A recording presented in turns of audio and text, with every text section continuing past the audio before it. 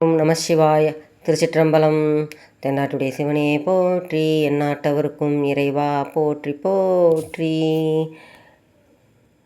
நாம் இன்றைக்கி பார்க்க போகிறது ஞானசம்பந்தர் அருளிய கோளறு பதிகத்தின் பாடல் பொருள் விளக்கங்களை பார்ப்போம். கோளறு பதிகத்தை பாராயணம் செய்தால் நவக்கிரகங்களால் உண்டாகும் துன்பங்கள் நீங்கும், ஆயுள் பலம் பெறும், வாழ்வில் உள்ள தடைகள் நீங்கும். ஞானசம்பந்தர் பரம கருணையோடு அருளியுள்ள சக்தி வாய்ந்த கோளறு பதிகத்தை அனுதினமும் பாராயணம் புரிவதன் மூலம் கர்ம வினையின் வேகத்தை சர்வ நிச்சயமாக குறைத்து கொள்ள முடியும். இந்த 11 பாடல்களை பாடினாலும் மற்றவர்கள் பாடுவதை காதினால் கேட்டாலும் தீராத வினை அனைத்தும் தீர்க்கக்கூடிய அற்புத ஆற்றல் வாய்ந்தது. இப்பதிகத்தை கோளறு பதிகம் என்பர். மறைக்காட்டில் அப்பரும் சம்பந்தரும் இருப்பதை அறிந்து பாண்டிமாதேவி மங்கையர்க்கரசியாரும் அமைச்சர் குலச்சிறையாரும் தம் மன்னர் சமணம் சார்ந்திருக்கும் நிலையை மாற்ற விரும்பி தூதர் வாயிலாக சம்பந்தருக்கு அழைப்பு விடுத்தனர்.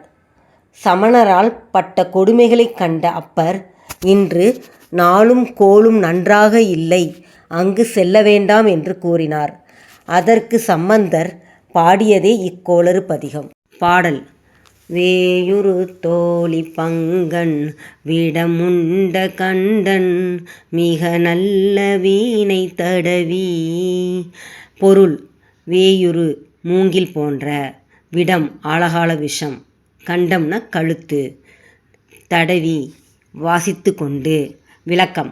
மூங்கில் போன்ற தோளினை உடைய உமையவளுக்கு தன் உடம்பில் பாகம் கொடுத்தவன், ஆழகால விஷத்தை அருந்தி திருக்கழுத்தில் தாங்கியவன், இனிமையான இசையை எழுப்பும் வீணையை வாசித்து கொண்டு அசரு திங்கள் கங்கை முடிமேல் அணிந்து என் உள்ளமே புகுந்த அதனால்.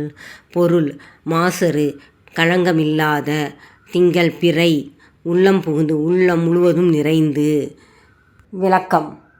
களங்கமற்ற பிறை கங்கை ஆகியவற்றை முடிமேல் அணிந்தவனாய் என் உள்ளம் புகுந்து தங்கியுள்ள காரணத்தால் ஞாயிறு திங்கள் செவ்வாய் புதன் வியாழன் வெள்ளி சனி பாம்பிரண்டும் உடனே ஆசரு நல்ல நல்ல அவை நல்ல நல்ல அடியார் அவர்க்கு மிகவே.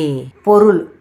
சூரியன் முதலிய 9 கோள்களும், பாம்பிரண்டும் ராகுவும் கேதுவும், ஆசரு குற்றமற்ற. விளக்கம். ஞாயிறு திங்கள் முதலான 9 கோள்களும் குற்றமற்ற நலத்தை செய்வனவாம். அவை அடியார்களுக்கும் மிகவும் நல்லனவே செய்யும். திருச்சிற்றம்பலம்.